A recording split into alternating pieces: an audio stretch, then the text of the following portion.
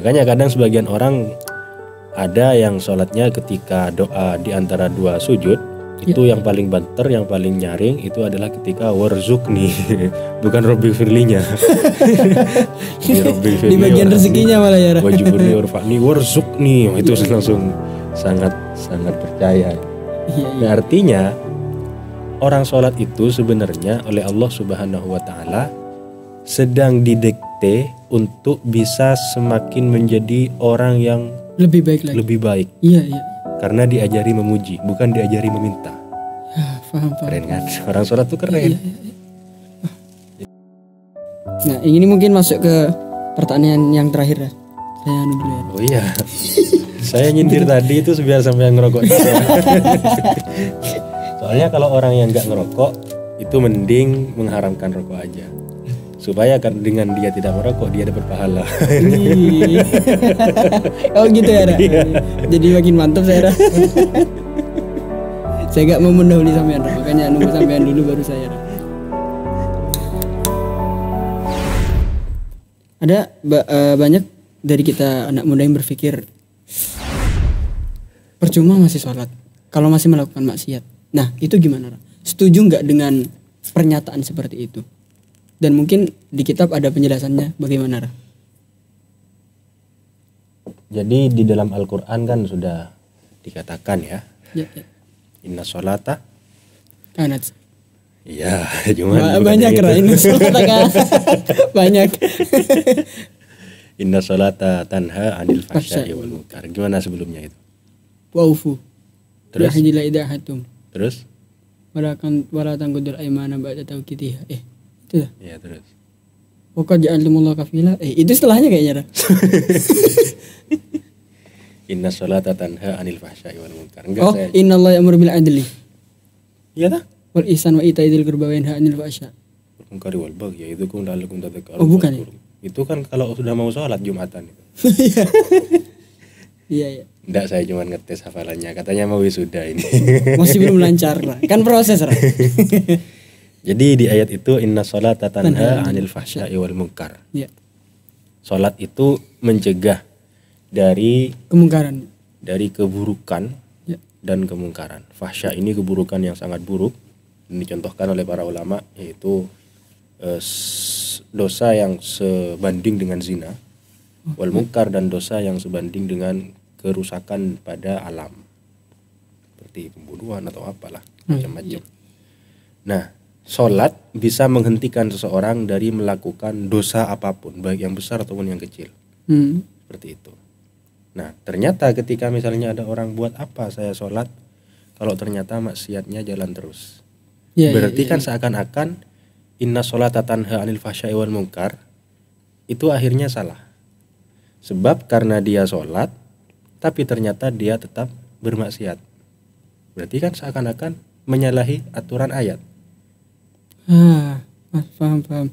Nah, supaya tidak memiliki prasangka seperti itu dan tidak menabrak kebenaran Al-Quran, kita perlu meyakinkan diri bahwasanya Al-Quran itu benar, semua yang disampaikan itu benar, dan termasuk inna sholata tanha anil fahsya'i wal munkar. Sholat mencegah seorang dari keburukan dan kemungkaran. Kok bisa? Karena dia sedang sholat. Artinya ini bukan bagi orang yang sholat, bukan bagi orang yang ahli sholat, tapi bagi orang yang sedang sholat. Ada orang sholat sambil minum khamr. Ada orang sholat sambil rokokan. Nangkep. Adakah orang sholat yang sambil rasan-rasan atau sambil main HP atau sambil apa saja, kemungkaran-kemungkaran lain? Gak ada. Kenapa? Karena dia sholat. Berarti sholat bisa mencegah seseorang dari perbuatan kemungkaran. Sehingga kata Nabi dalam menafsiri ayat ini, beliau mengatakan bahwasanya seandainya semua orang Islam ini sama kayak ketika mereka dalam keadaan sholat, itu mereka pasti mendapatkan kebaikan-kebaikan yang tidak terhingga. Artinya dalam sholat dan luar sholat itu adalah keadaan yang sama bagi mereka. Gimana samanya ketika mau ngomong buruk gak jadi. Kenapa? Karena ketika sholat kan selalu mencegah-cegah untuk ngomong buruk kan. walaupun misalnya mau ngomong buruk, itu pun masih membatalkan sholatnya dulu kan. Misalnya imamnya tepak yang lama, misalnya. Terawih baca satu Quran misalnya. Yang mau misuh itu kan batalin dulu kan. Nggak bisa misuh dalam sholat karena dia merasa nggak pantas. Iya. Sehingga dibatalin dulu. Dan memang seharusnya tidak ya. Iya. Karena ketika dia mengatakan kalimat apapun di dalam sholat itu kan otomatis batal kan. Tapi mereka lebih memilih untuk batalin dulu. Iya. Baru wah imam di sini. Atau kadang yang lebih soleh ini nunggu setelah salam dulu baru pulang. Ditinggal ya. Iya, ditinggal. Artinya dalam sholat jika disamakan dengan luar sholat itu menjadikan seorang benar-benar sempurna kehidupannya. Jadi ciri seorang itu, kebaikan seorang itu bukan yang buat apa sholat tapi kalau masih maksiat terus. Ya. Tapi karena kamu sholat berarti ada 5 menit dalam kehidupanmu yang tidak bermaksiat. Seperti itu. Setidaknya ya. Setidaknya. Iya. Nah seumpama dia terus melakukan sholat yang 5 waktu itu, 5 waktu saja, berarti 5 menit kali 5 yaitu setengah jaman dia sedang tidak melakukan dosa sama sekali dari 24 jam. Dan kemudian dilanjutkan dengan latihan. Misalnya ditambahi dengan sholat ba'diyah atau qobliyah, atau ditambahi sholat tarawih atau sholat sunnah-sunnah yang lain, sehingga dosanya berhenti gara-gara sholat. Kemudian dia latihan, akhirnya dia bisa mengaplikasikan kehidupan dalam sholat ini di kehidupan di luar sholat. Dan semuanya tentu perlu latihan. Jadi jangan dikit-dikit walaupun sholat maksiat lancar, nah itu kan gimana? Mending ada orang yang STMJ ya. Apa tuh? STMJ bukan minuman ya. Apa itu? Sholat gimana? Sholat terus maksiat jalan. STMJ ya, catat ya teman-teman yang nonton STMJ, sholat terus maksiat jalan. Iya. Artinya dia masih sholat terus, bukan pas berhenti sholat. Jadi tetap harus sholat. Minimal yang 5 waktu itu, sehingga 30 menit dari kehidupan kita tidak bermaksiat. Dan tentu yang kedua banyak-banyakin tidur ya. Karena dengan tidur kita kan tidak bermaksiat. Balik lagi ke tadi ya, hal-hal yang berbau dunia ini kalau diniati akhirat ya dapat ganjaran ya. Untuk tarikul maksiat. Tidur diniati untuk menghindari maksiat. Berarti dengan kita sholat itu sebenarnya sudah menghindari maksiat ya, sudah mengurangi kemungkaran ya. Berarti bukan hanya mengurangi, malah menambahkan kebaikannya kan. Sekaligus menambahkan kebaikan, dia telah meninggalkan keburukan karena dia sholat. Dan orang sholat itu saya rasa melakukan semua kebaikan yang ada di dunia. Tapi kan kita anak muda sholat masih belum bisa khusyuk. Khusyuk itu kan latihan. Iya. Dan banyak martabatnya, banyak tingkatannya. Ada yang khusyuknya, kalau di cerita-cerita wali ada orang yang saking khusyuknya sholat sehingga setelah sholat mati karena saking takutnya. Ada orang yang sholat khusyuknya itu karena terlalu khusyuk sampai seakan-akan kalau noleh kanan melihat surga, kalau noleh kiri melihat neraka. Iya. Ada yang khusyuknya itu kelas-kelas nggak dengar sama apapun yang terjadi, kayak kejadian Sayyidina Umar ketika beliau bikin ini kisah masyhur ya, Yusuf. Akhirnya beliau menyuruh sholat, saya mau sholat dulu, pas suruh tarik itu dia tidak menyadari. Dan itu tentu tingkatan-tingkatan. Kenapa saya bilang tingkatan-tingkatan? Karena mereka-mereka yang seperti itu tidak selalu seperti itu di semua sholatnya. Buktinya mereka masih bisa menghitung rakaat. Buktinya mereka masih bisa mencari hafalan Qur'annya yang mau dibaca. Masih bisa berpindah ke bacaan-bacaan yang lain. Dan itu kan butuh berpikir. Selancar-lancarnya seseorang masih membutuhkan akalnya untuk tetap on ketika sholat. Iya. Sehingga, dan Nabi sendiri kan seperti itu. Ketika beliau mau dalam satu hadis, beliau punya rencana untuk mau sholat lama. Ada rencana, saya mau sholat lama sekarang. Allahu Akbar. Kemudian ketika sudah rencana seperti itu, tiba-tiba mendengar ada jeritan anak menangis. Akhirnya fakhaffafa sholatahu, sholatnya dibuat cepat. Artinya Kanjeng Nabi mendengar jeritan anak kecil pada saat mendengar dia situasi sholat. Di luar ya. Iya. Dan kita tidak boleh mengatakan Kanjeng Nabi gak khusyuk berarti. Itu kan gak boleh. Iya. Tetap khusyuk. Iya, Artinya khusyuk itu banyak macamnya seperti itu. Khusyuk itu banyak macamnya. Nah, untuk orang-orang anak muda atau orang-orang seperti kita yang masih labil dan gak jelas itu, ketika kita sudah sholat itu berarti namanya sudah khusyuk. Sebab artinya khusyuk itu adalah al-khusyuk wal khudu'. Khusyuk adalah menundukkan diri kepada Allah Subhanahu wa taala. Berarti orang sholat adalah orang yang khusyuk. Sudah seperti itu aja. Pokoknya sholat berarti khusyuk. Nanti tinggal ditambahkan lagi. Tinggal naik derajat lagi lah. Naik level. Kecuali kita orang istiqomah ya. Istiqomah maksudnya nggak naik-naik. Iya. Oh ada itu di bercandaan di pondok saya dulu waktu menghafal gitu. Kamu kok nggak naik-naik juz 2 terus? Saya istiqomah. Istiqomah juz 2 terus. Itu istiqomah yang kurang baik gitu. Istiqomah yang nggak baik ya. Iya. Jadi emang sholat sebagai kewajiban dan nangkep saya berarti sholat itu salah satu tali kita kepada Allah berarti. Penyambung kita kepada Allah berarti ya. Iya. Kata sebagian ulama, sholat itu ada hubungannya dengan kata silaturahim.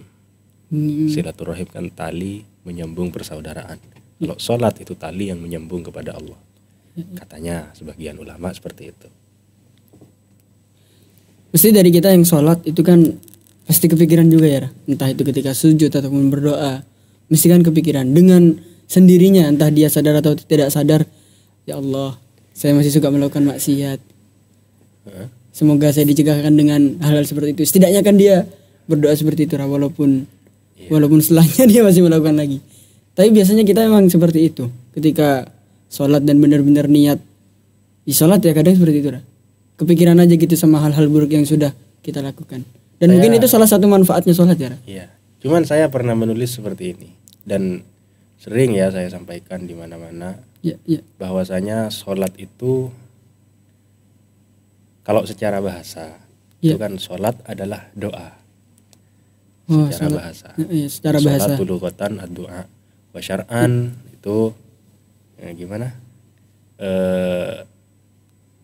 Sebuah perilaku yang mubtada'atun bit takbir muqtatamatun bit taslim. Iya. Sebuah perilaku yang diawali dengan takbir dan diakhiri dengan salam. Nah, saya tertarik dengan yang sholat itu adalah doa. Kenapa? Secara bahasa. Tadi sampean tertarik dengan sholat yang artinya secara bahasa adalah doa. Iya. Nah, itu kenapa? Saya tertariknya seperti ini. Sholat itu kan 100% bukan doa. Kenapa bisa gitu? Tapi doa di dalam sholat kita itu paling cuman 10 atau 20%. Sisanya 80% itu adalah memuji Allah Subhanahu wa taala. Artinya isi dari sholat kita itu 20% tentang kita sendiri, 80% tentang Allah Subhanahu wa taala. Bukan tentang kita. Berarti 20%-nya itu termasuk doa berarti? 20%-nya doa dan doanya itu hanya ada di duduk di antara dua sujud. Doanya Rabbighfirli warhamni wajburni warfa'ni warzuqni wahdini wa'afini wa'fani. 8 doa itu. Selain itu semuanya memuji. Semuanya memuji Allah. Pertama, Allahu Akbar. Allah Maha Besar, itu pujian. Kalimat pertama, Bismillahirrahmanirrahim. Ataupun ketika orang itu membaca sunnah-sunnahnya ya, baca doa iftitah, kabira walhamdulillah, itu kan pujian semua sampai akhir. Gak ada yang minta rezeki atau minta hidupnya enak atau bahas dosanya sendiri, gak ada. Kemudian dilanjutkan dengan surat Al-Fatihah. Yang kita tahu surat Fatihah itu memuji Allah Subhanahu wa taala. Dan di Fatihah itu diakhiri dengan doa. Ihdinas siratal mustaqim siratal ladzina an'amta 'alaihim ghairil maghdubi 'alaihim waladdallin. Amin. Itu doanya. Artinya doanya itu pun menggunakan doa yang sudah dipilihkan oleh Allah Subhanahu wa taala, yaitu meminta diberikan hidayah. Bukan meminta hidup enak atau meminta banyak uang atau meminta apa. Nikmat lebih. Malah mintanya itu hidayah. Kemudian ruku. dia membaca subhana rabbiyal azim wa bihamdi. Itu pujian, tasbih kepada Allah. Sami Allahu liman hamidah, memuji, Rabbana lakal hamdu. Sami Allah juga memuji. Allahu akbar lagi, sujud, memuji juga. Pas duduk dia meminta, Rabbighfirli warhamni wajburni. Sujud lagi, berdiri lagi, kemudian nanti tahiyatnya. Tahiyatnya juga pujian, tahiyatul mubarakatuh salawat lillah. Assalamualaikum, assalamualaikum warahmatullahi wabarakatuh. Itu semua tentang Allah Subhanahu wa taala ataupun tentang Kanjeng Nabi. Yang tentang diri kita itu hanya 10%, 20%. Itu pun kalau bukan sholat subuh. Kunut yang ada kunutnya. Ketika kunut banyak. Berarti kunut itu termasuk doa untuk diri kita ya. Doa. Allahumma fiman hadait wa afini fiman afait. Dan doanya sudah dipilihkan. Makanya kadang sebagian orang ada yang sholatnya ketika doa di antara dua sujud itu yang paling banter, yang paling nyaring itu adalah ketika warzukni, bukan Rabbighfirlinya. Di bagian rezekinya malah ya. Wajibni warfa'ni warzukni, itu langsung sangat percaya. Nah, artinya orang sholat itu sebenarnya oleh Allah Subhanahu wa taala sedang didikte untuk bisa semakin menjadi orang yang lebih baik lagi. Lebih baik. Iya. Karena diajari memuji, bukan diajari meminta. Ya, paham. Keren kan? Orang sholat tuh keren. Iya. Jadi bukan tentang dirinya sendiri, bukan tentang mengingat dosa, bukan tentang mengharap pahala, bukan tentang meminta. Tapi ketika orang itu sholat, berarti orang itu bertasbih kepada Allah dan memuji Allah. Seakan-akan mereka itu malaikat, gak butuh makan, gak butuh minum, karena isinya memuji Allah terus. Sehingga benar ketika Allah Subhanahu wa taala menyalahkan para malaikat ketika Allah mengatakan inni ja'ilun fil ardi khalifah, dan para malaikat mengatakan qalu ataj'alu fiha may yufsidu fiha wa yasfiku dima wa nahnu nusabbihu bihamdik wa nuqaddisu lak, dan kami ini ya Allah menyucikan namamu, bertasbih namamu dan seterusnya. Kata Allah, inni a'lamu ma la ta'lamun, aku tahu apa yang enggak kalian tahu. Ternyata ya, di antara yang tidak diketahui para malaikat itu adalah manusia pun memuji Allah. Padahal mereka butuh makan, padahal mereka butuh minum, padahal mereka butuh wanita atau butuh pria. Butuh segala-galanya lah ya. Butuh segala-galanya tapi masih sempat untuk memuji Allah. Sedangkan para malaikat gak butuh apa-apa, makanya mereka memuji Allah terus. Nah artinya orang yang sholat ini bisa menjadikan kebenaran Allah itu jadi benar-benar benar. Benernya 3 kali. Benar-benar benar. Bener-beneran. Berarti derajat kita bisa lebih baik daripada malaikat ya. Ketika sholat. Iya. Jadi orang sholat tuh keren. Kira-kira seperti itu. Wah ini dalam banget sih lah. Artinya sholat saya aja baru tahu nih. Soalnya kan kebanyakan orang menganggap kita sholat akhirnya kita ketika sujud diajari meminta Allah. Padahal ketika sujud doanya ya subhanallah wa bihamdi, meminta. Memuji Allah. Bukan meminta. Bahkan doa yang lebih panjang sajadalaka wajhi wa sam'i wa adudi wa basari wa mukhi. Dan itu juga pujian ya? Pujian. Bersujud kepadamu mataku, otakku, wajahku, pipiku, semuanya. Gak ada mintanya. Mintanya hanya yang di tasawuf tadi ya? Iya, intinya dalam sholat mintanya itu hanya 10 atau 20% lah. Di antara seluruh hal-hal yang dilakukan di dalam sholat. Itu kerennya orang sholat. Berarti balik ke poin tadi pertama, kenapa saya menanyakan kenapa masih sholat kalau maksiat, berarti dengan kita sholat berarti itu Allah sudah mengampuni maksiat yang sudah kita lakukan. Berarti iya. Makanya ketika Allah menyebutkan ayat tentang sholat itu diberikan iringan di dalam ayat tersebut, innal hasanat yudhibnas sayyi'at. Iya. Kebaikan bisa menghilangkan keburukan. Maksudnya kebaikan ini kata para ulama itu adalah sholat. Sholat bisa menghilangkan keburukan. Sehingga dari situ muncullah sebuah hadis bahwasanya Allah Subhanahu wa taala memiliki kafaroh. Kafaroh itu pelebur dosa. Iya. Ada kafaroh yang sifatnya min sholatin ila sholatin, dari satu sholat ke sholat yang lain. Seumpama kita sholat 5 waktu, berarti dosa yang kita lakukan di antara 5 waktu itu sebenarnya ada kafarohnya. Gara-gara sholat tok, tanpa harus istighfar lah. Iya. Hanya karena sholat itu kafaroh atau dosa-dosa dihilangkan kafaroh itu. Ada yang kafaroh min yaumin ila yaumin, ada yang min syahrin ila syahrin, ada yang min sanatin ila sanatin. Itu Bertahap lah ya. Bertahap. Iya. Macam-macam pengampunan dosa itu gara-gara sholat. Innal hasanat yudhibna sayyi'at. Jadi kalau sudah banyak maksiat terus gak sholat ya akhirnya gak ada yang menghilangkan maksiat-maksiat tersebut. Wah ini dalam banget sih Ra. Mungkin buat penonton yang di rumah juga yang terbiasa sholat karena paksaan dari orang tuanya atau karena paksaan dari sekelilingnya, mungkin setelah mendengar ini mungkin dia jadi sholat karena emang inisiatif dari hatinya sendiri, dan itu kan lebih baik Ra. Ya kita kan manusia, berubahnya kan bertahap Ra, nggak bisa langsung. Ya mungkin itu ilmu yang sangat mendalam bagi saya dan juga para penonton. Artinya orang yang mengatakan Tuhan kami adalah Allah kemudian dia istiqomah berarti jelas masuk surga. Keren lah. Oh iya. Nah, akhirnya ada salah seorang sahabat yang mengatakan berarti surga itu sepi ya. Kenapa Ra?